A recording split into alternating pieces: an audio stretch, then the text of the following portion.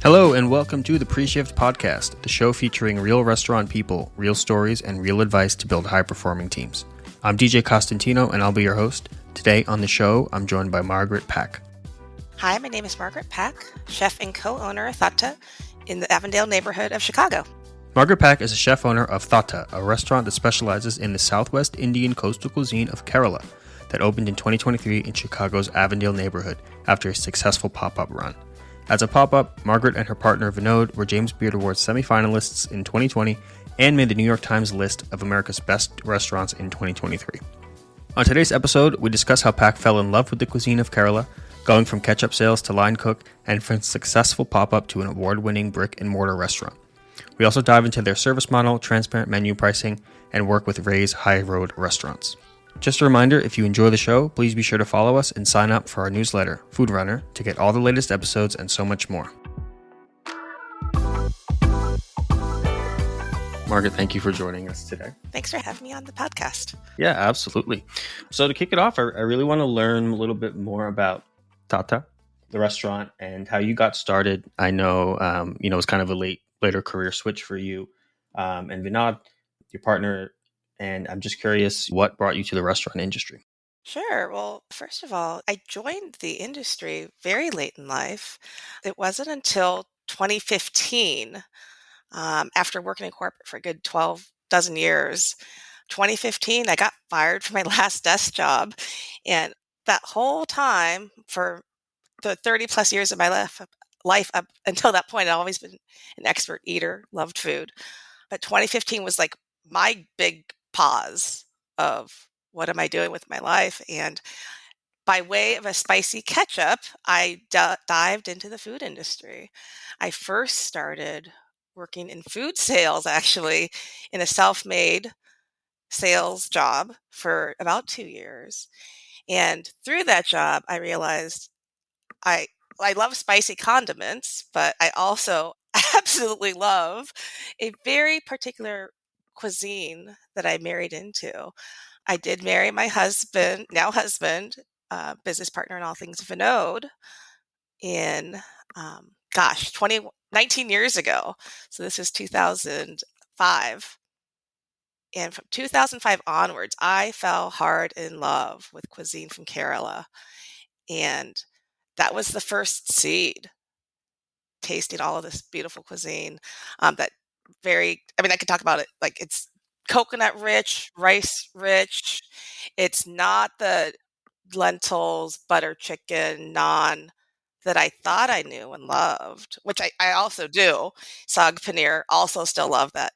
But that was a big year meeting Vinod and trying this new cuisine. And that's when things changed. I was like, I love this food.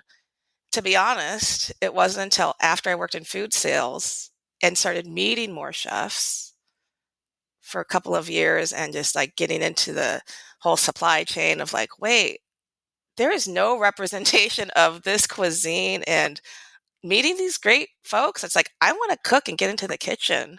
So truly no kitchen experience. I started working in food sales, and then I took an even bigger leap and started as a prep cook at a Korean Polish restaurant called Kimski on the south side of Chicago. And that was like my crash course of, do I want to get into the industry? And literally, like every week is like, I love this. Oh my gosh, this is hard. And oh my gosh, I'm cooking for more than just a dinner party. And just learning how to cook banchan, all the Korean sides, learning how to prep on just such a large scale. It's like, this is amazing just to learn this new skill. And thinking 10 years from that point, I would open up a restaurant. I mean, that's how I dived into the industry. Food sales first, fell in love with the ketchup, sold ketchup, sold Michelada mix. And because of those two things, I got to meet Juan Kim, chef owner of Kimski. And then after being a prep cook for a couple of years, during that time, Juan is such an artist and such an advocate for just trying new things. He had gently pushed to make family meal. I was nervous. I eventually did it. I made a very homey egg curry. And We're Vinoda's from the state's called Kerala, Southwest coastal state. And coconut is everything. So I brought some coconut milk from home, some fresh curry leaves, but then used everything else that was at Kimski. Eggs, tomatoes, onions, just very basic coriander, like spices that were available. And it was because of this staff meal of egg curry that really like started everything. And Juan was like, "Do you want to do a pop up?" I'm like, "Oh God, no! That's scary." Because to the point, I mean, I had not even like done any line cooking at that point. So I went from prep cook for 2 years and learned as much as I possibly could. And what happened was I did do a couple of pop ups in Bridgeport, and then that led to doing a few in West Loop, another area of Chicago. That's very bustly. I was very nervous. So after doing a handful of pop-ups, that caught the attention of Saigon Sisters chef owner Mary. She was also a wonderful mentor. She recommended, "Do you want to try out for a food hall?" And I was like, "Ooh, I don't know." Or no, she asked, "Do you want to open up a restaurant?" I was like, "Oh God, no! Like that's too much. Like I'm only a prep cook. I need to learn like all these ranks, all these things." And then she goes, "Oh, it's a food stall." I'm like, "Okay, maybe." So what ended up happening from those 5 pop-ups, I pulled together my favorite dishes, 6 dishes, and the ones that I liked. And that was my first tasting. I did a tasting for a food hall that was in the West Loop of Chicago. And that was an immediate fit. And one dish in particular I made was called an appam, but it's this rice coconut crepe. And it's very concave. It's like made in a mini wok. And I think, like for me, that was so near and dear because that's what I have for breakfast when I go back home to Kerala, just with various curries. But that, like, they were perplexed and amazed. They're like, "This is amazing. We need to have this in the food hall." And at the end of that tasting, they're like, "Do you want to join us?" And I said, "Heck yes," without hesitation. And then later that day, um, this is 2019. As a prep cook, I said yes to open up a food stall, which was partially insane, but it just felt right. And the biggest thing is I just was so excited, and I still am to date, to be able to share this very unique Kerala cuisine with Chicago. So it was the combination of all of those pop-ups and that tasting. And then in 2019, May, between like doing my tasting in Feb, we opened in May. So it's of 2019. So it's a very quick turnaround. And we were open for 7 days a week, had a very short and sweet menu. And by we, my husband Vinod did quit his perfectly well-paying job 3 weeks before opening. I brought him into this, and he would work the stall in the front, and myself and like with 6 others, um, all 8 of us, we operated this food stall. It's in a shared kitchen. And getting back to our small menu, we had like 4 curries, 2 sides, a fried chicken dish, and a masala biscuit cookie. So it's very short and sweet. And we were there 7 days a week. And that's literally how Thattu was born as a food stall. Yeah, I mean that's quite the journey. Starting from like just the passion of the food and a staff meal that seemed to really kick everything off, which is just a really cool background for a restaurant.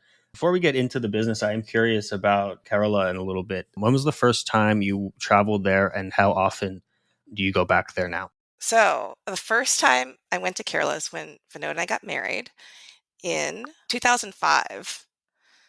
That was the first time I'm meeting his family, visiting the country, eating on a actual banana leaf for our own wedding feast. And feast is called a sadhya, Sadya. And I was just on overload in every sense, not just meeting the whole family and eating it, but like it was just so hot, tropical, and just a lot of fish, a lot of seafood, not just the vegetarian cuisine, but we would also eat beef. beef and these flaky wheat bread parotas. So that was my first visit, and I was there for a good month because, again, that was my first visit, and I got to go travel throughout Kerala, Bangalore, Mumbai, and our honeymoon actually was in a treehouse in a very beautiful area of Kerala. Um, and then since then, we've gone back at least every 2 years. So in our corporate lives, we'd go more often. And in total, I've been back 13 times now in the 19 years. Since 2005. So yeah, it seems like an average every other year, pretty much. Yeah. And so going back to like the food stall, we were forced to shut down. We were open for 10 months, May of 2019 through March. And so after that, we slept for about 2 weeks, and then we did trying to, like, figure out, like, because we were on track to open up a restaurant. We had an investor approach us, we were thinking about it, but the whole point was, like, we went from, like, getting some amazing national James Beard recognition and then just being forced to shut down to, like, "Oh, we're not gonna open a restaurant. We're not gonna do this." So, point being, we took a lot of time to reassess. And then we took a few months off and went to India just to go home because we could. And we didn't know like what was going to be next. That was like a big pause and a great way to spend time at home. So during that kind of pause period, you didn't really know what was coming next, right? You had plans to open a restaurant from this pop-up. Obviously the world stopped and people weren't opening restaurants for a little bit. So where did the path to opening, I guess for real this time, how did that start? I believe it was 2021. You were kind of back in the pop-up space. Is that correct? Exactly. Yeah. So once we came back, we're like, we missed this. We need to be in Chicago. We started slowly doing pop ups. Very generous restaurant friends between Kimski again in Bridgeport, Super Kana in Logan Square, Perilla Steakhouse, like multiple restaurants reached out. Hey, Margaret, do you and your team want to come and pop up? And we're like, yes, please. And so that really started us like getting moving again in every regard, testing new recipes and exploring new restaurant or areas, neighborhoods, because we knew eventually we would want to reopen. We just didn't know where. So we went as far south as Beverly to 2 Mile Cafe, which is very like south, all the way to Evanston. So it's like a good like 30 plus mile like distance with just within Chicago. Events, catering, coffee shops.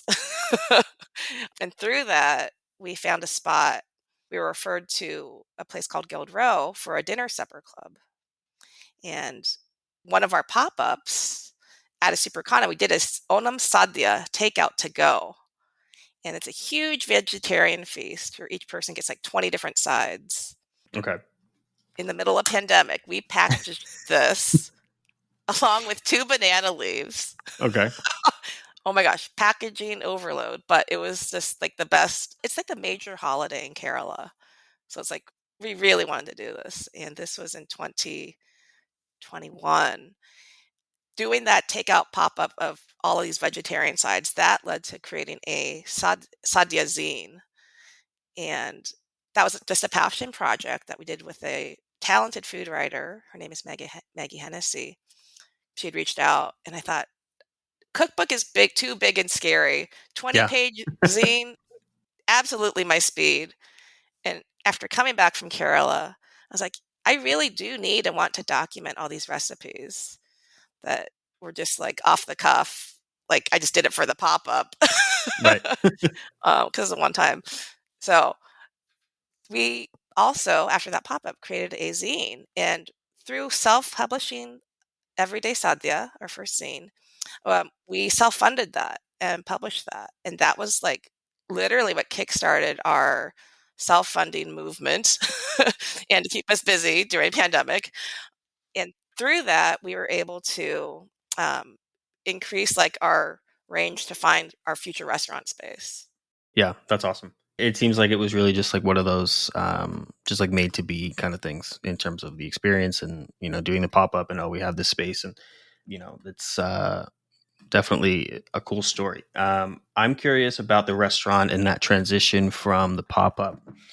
You mentioned the pop up team. I imagine was quite small. What did it look like going from the pop up to the fully staffed restaurant?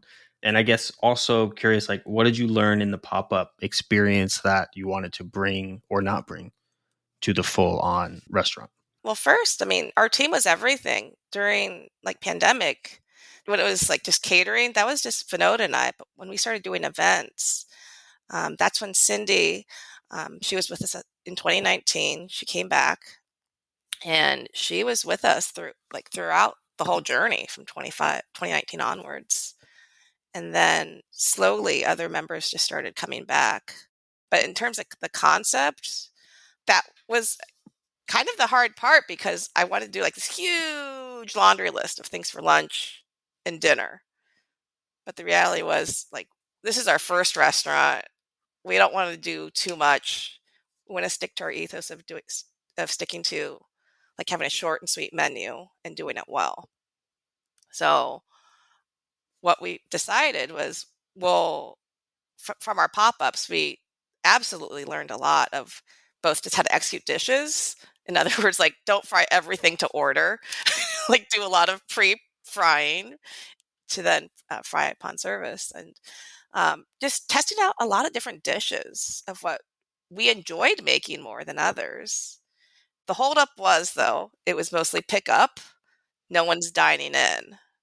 So that was the obvious thing. It's like, okay, what holds well?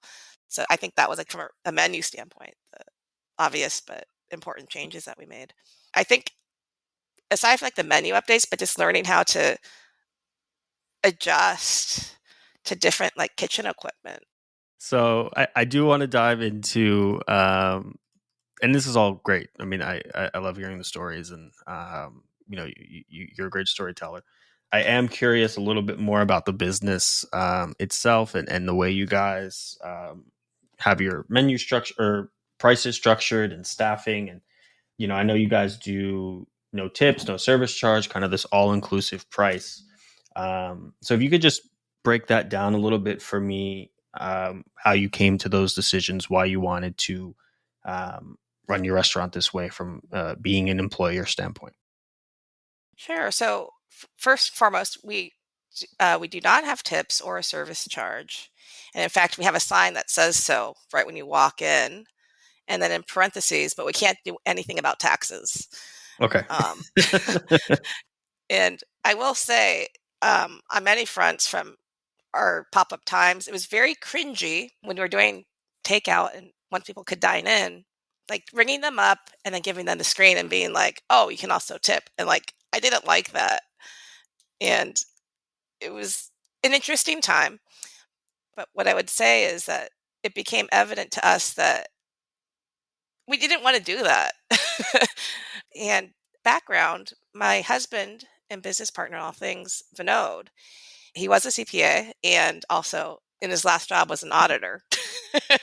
So he's very great with numbers. And we had gone back and forth about what if we actually have built-in prices. We don't have the tips and just factor in to our actual menu price everything, because that's how they do it in India. That's how in most places in Europe as well. We were very fortunate to have been able to travel, and in some places it's like overseas it's almost considered rude to tip, but that was like some of the background thoughts of what we were thinking, um, and it really became apparent to us that if we're going to open a place, this is our chance to just like start fresh, start it the way that we want to do it.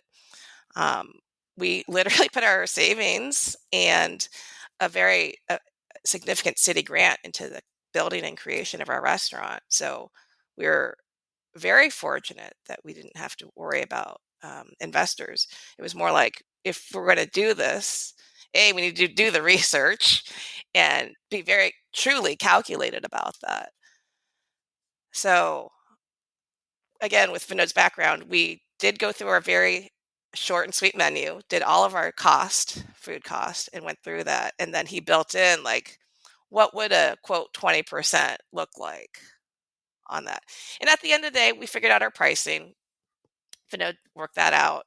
And one of the biggest things is when people come in to dine, we do offer that QR code, and people can order that.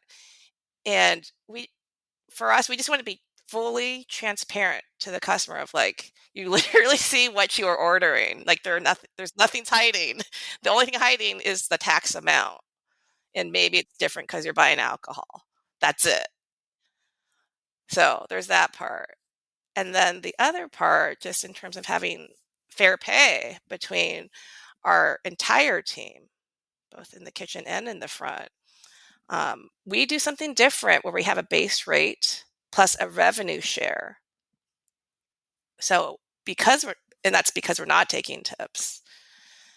And so every 2 weeks, Vinod does all these calculations, and he has like extra checks of what is our actual revenue for 2 weeks, and then splits that based on hours worked with the entire team.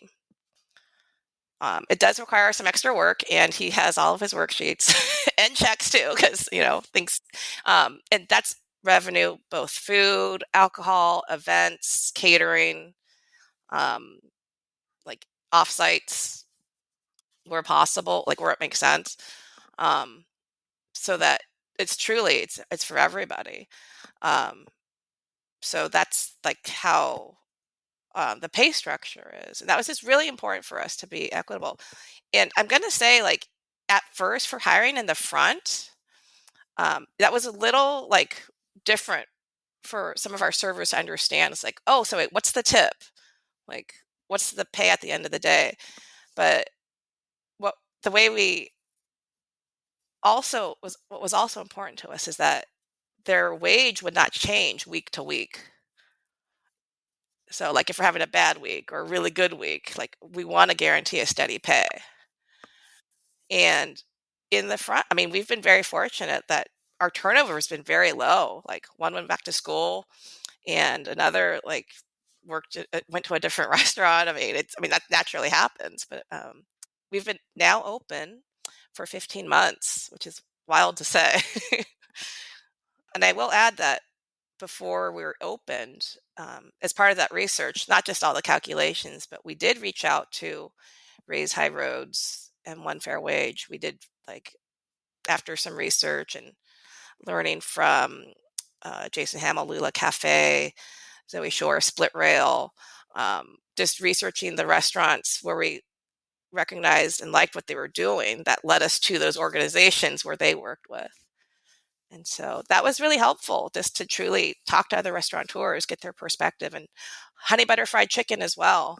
Shout out to all of them. I mean, they were just so open, literally with their, like, how they do their books and like how they organize.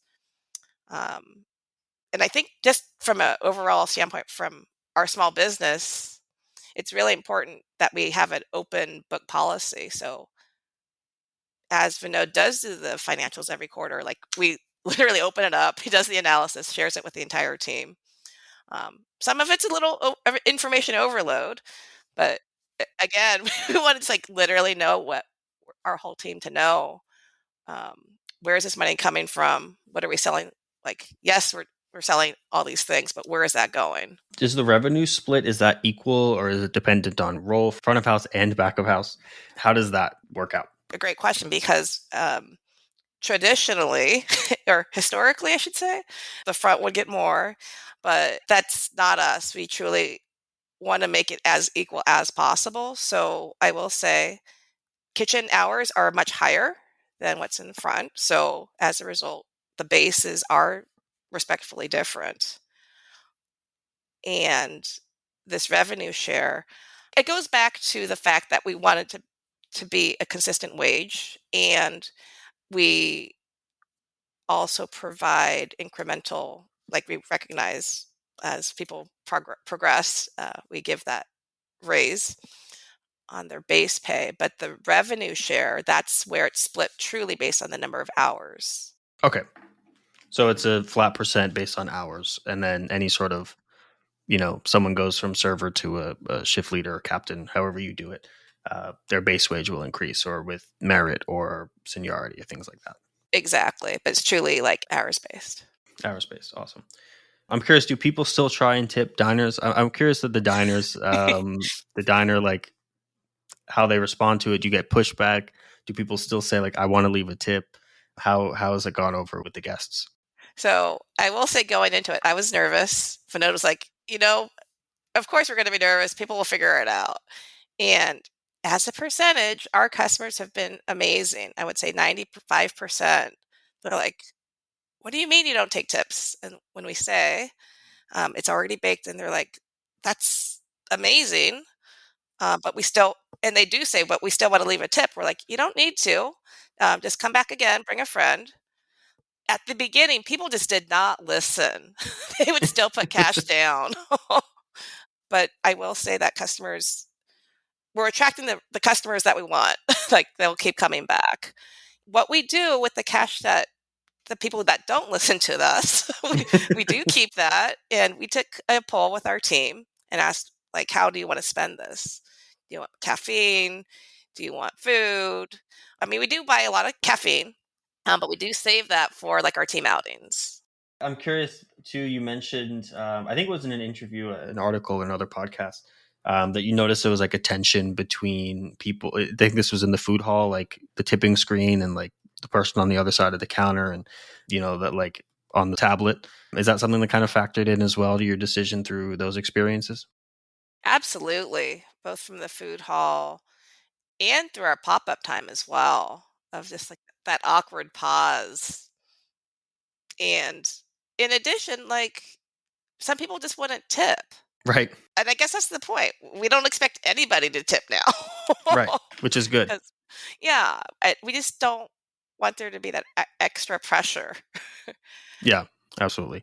The guest impact, clearly the staff enjoys this structure. You mentioned the turnover being low. But how have you seen it in your experience with the restaurants in general? How have you seen the impact of this wage model on relationships or the way people are at work, or what's the kind of impact it's had on the team and their everyday work? I float to the front and get to work with the servers and see how that how that operates. And one thing that's very apparent is that no one quote owns a table or a section. So that's the first and like obvious thing. Like everybody helps each other. And if like someone needs to like something happens or like somebody needs to go mop something, it's like, okay, myself or Edwin or somebody will go swoop in and just like help that table. So from that customer service standpoint, I do feel like it's more of a cohesive team effort in terms of touching all the tables, talking to people too. And then also if like one of our bartenders, she wasn't feeling well, um, we do a lot of cross training so that we are able to have somebody else go and bartend right away, and then a server, they can help each other out. Um, so, I mean, that goes hand in hand with like cross training, but also um, everybody's on the same team. They want to like take care of the customers and like make sure like it's like they can't even tell like something's changed. And then similarly, I would say in the kitchen, um, just it's a all hands on deck. We tend to have about four in the kitchen plus our dishwasher and a prep cook, and it's a lot of bodies. And I think as we tweak and make modifications to our menu, we do get insight from all of our team members. And I think it's one of those things where we want to generate different ideas. And it's not just all me, it's not just our chef de cuisine, Danny. It's truly everybody's contributing. And by having these different specials, it allows us to all collectively like come together and um, create different, truly more revenue opportunities for everybody.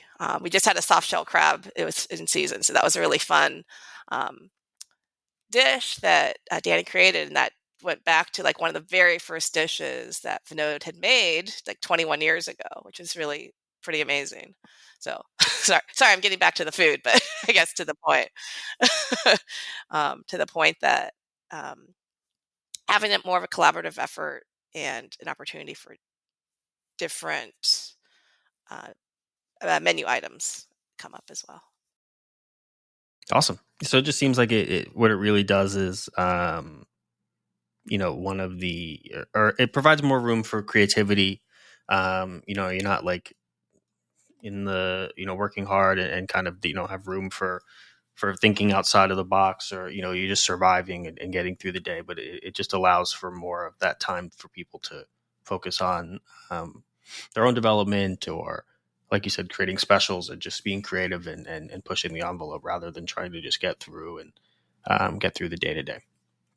Yeah, and I mean, just like I mentioned for the front, cross training is everything. Like in the kitchen, like everyone's constantly learning all the different stations and can jump in at any time. That's tremendous, and it's everything. Absolutely, yeah. No, I mean it allows people to help out, and I think it seems like the revenue sharing and the base wage structure allows people to do that because they don't have to worry about, oh, I'm losing my table if I go help do something else. Exactly. I do kind of want to just wrap things up with some of your recommendations for other. You mentioned talking to other restaurant owners and people doing similar things in Chicago and how that helped, and that's kind of what I'm trying to do with this show, right? Is be able to have those conversations available to anyone who wants to and is curious about running restaurants in the way that you're doing it, or looking to try and do it in a way that's different from the norm, or at least the historical norm. So what advice would you give to a restaurant who's looking to explore these, alternative wage options, not the traditional tipped minimum, or any advice you would give to someone who is apprehensive, or thinking of making that change for their business, or starting a new business with that in place? First, I mean, I try really identify what your customer base too. I mean, like, of course, your concept, who, like, what you're creating, but think about who is your customer, and then at the end of the day, what customer do you want to attract? That's the first part. But then for us, I think we just Vinod's background, knowing and wanting to do all the calculations, we're like, we can only do so much. The organizations, one fair wage, raise high roads. Um, those were the first two that we found, and like we still go back. And I will say that was because we started researching restaurants locally that we really respect and appreciate what they're doing. And at the end of the day, we're all doing something different, but we all went to the same resources. And I think at the core of it, just doing what feels right for your business model, for your customers, I think that's the biggest thing. And I will say one thing I didn't touch upon too much was using the QR code. We were nervous about that. And our customer base, like, they're into it. And so I think, again, it's like, think about like your audience, and also just try it. If it doesn't work, pivot. And I'm going to say, like, we thought at the beginning we were going to be a counter service. A week into it, we're like, nope, we're not. We need to take reservations. And then we started taking reservations, and then we just kept going. So those are the two things, like, reach out, look for organizations and restaurants, or reach out to us. And um, if something doesn't work, then change it and then keep going. Were there any big changes that you made quickly, or even recently, that just things that weren't working out, and you needed to make an adjustment? I'll talk to the reservations first, because we thought we'll do a casual come in, go to the bar, place your order, have a seat, and then, like, it'll be first come, first serve. We had an overwhelming response, and were open just for lunch, and we just didn't feel comfortable, nor did we didn't want customers to have to wait for so long and then feel that pressure. And we didn't want to have the churn and burn either. And so after like a week and a half, we realized, and we were only open for lunch. We're like, okay, we need to like pace this out. So we went to we shopped around, looked at different reservation platforms, and immediately got onto one. We've been with them since Open Table. And I'm going to say that that really helped pace out the seat of the customers. And I think to answer your question, like we only opened for lunch when we first opened. So we opened at the end of April, and only after a month of being comfortable with lunch, then we're like, okay, we got this. And then we opened up for dinner. And then once we had a dinner, that's when we realized, again, we need to make some adjustments. So we would make adjustments to our dinner menu. So it was very much an incremental approach for us. And then once we tweaked our dinner menu, after that, we felt it was very smooth sailing. Just thinking back, any other major changes since, I would say more just menu updates and then our talking points. Like as we got to know our customers more, as we had more repeat customers, I think just like changing some of our messaging. But I mean, I think I would just learning from our customers and just seeing like what specials do better than others. And for example, so I think just constantly getting that feedback loop from them as well. Very cool. Yeah. So just focusing on that, that feedback loop and making sure that everybody is comfortable with it and everything's working out. And I guess it just comes down to talking to your staff, right? Exactly.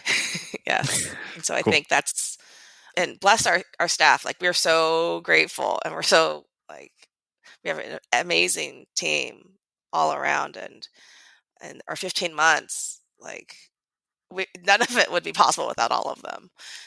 I'm very grateful, and I'm so proud of our team. We've accomplished a lot in just a short period of time. Absolutely. So I'm just curious, as we start to kind of wrap up, what's next for you guys? What are you looking forward to this year, or any exciting things that you're working on, or things you want to share that you're up to with our audience? Sure. Actually, as we speak, in just a few weeks, I get to travel to New York to represent Chicago for James Beard 20. And there are 20 chefs coming together in New York for this new cohort. And so what it's about, this will be in a few weeks, July 24th. And we will be presenting a bite, so that will be amazing. And being able to do more events. There's something called Share Our Taste of Nations, Share Our Strength, which supports food insecurity, doing more events like that. And it's like we got past our year one, try to do more work with the community. So it's like this is our time that we want to start doing more of that. And then the second part, building out some of our condiments. So I started in the industry making or selling other people's ketchup. I still love ketchup. And I now make a spicy beet ketchup for our lunch menu. So looking into bottling and selling that in our retail space. So hot sauce and beet ketchup in our retail space, in our restaurant area. Thank you so much for joining us on the show today. Thank you so much for having me. Thanks again for checking out this episode of The Preshift. If you enjoyed it, please leave us a review and rating and share it with one of your friends to help the show grow. Also, be sure to subscribe to our Food Runner newsletter. Once a month, you get a roundup of resources, practical tips, and industry leader insights to learn more quickly. Sign up at 7shifts.com/foodrunner. Check the link in the description. Until next time.